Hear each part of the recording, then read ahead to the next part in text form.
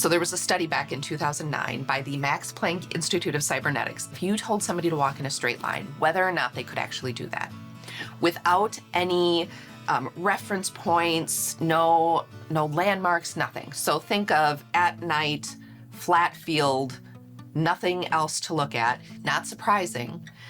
The answer is no. That when they told somebody to walk in a straight line, that people were walking in circles. The more surprising part was they were walking in circles as tight as 66 feet. When we say, what are your goals? Some businesses aren't clear about where they want to go. And so employees and leaders alike are walking in circles. And then you get down at the end of the day and you're like, I have worked really hard.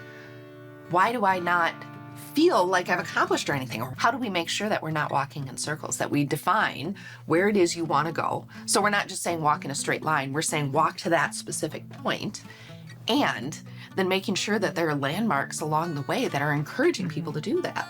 As we go through people and strategy roadmaps, we can also identify where areas where things are pulling in different directions. Right. When we went through this process with a client, one of the things that was really on top of their mind was reducing overtime. They had some significant overtime spend. And when we dug into the rewards practices and processes of their business, what they had were these drivers who were putting in as many miles as they could because they were rewarded upon it.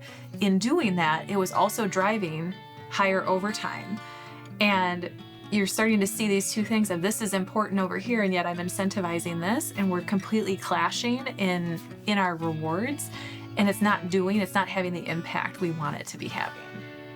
And that's one of those things where a lot of times when you're inside the business, you help make that decision. It made a ton of sense at the time. Exactly. Where it's that having somebody from the outside to say, have you thought about, and then people go, oh, no.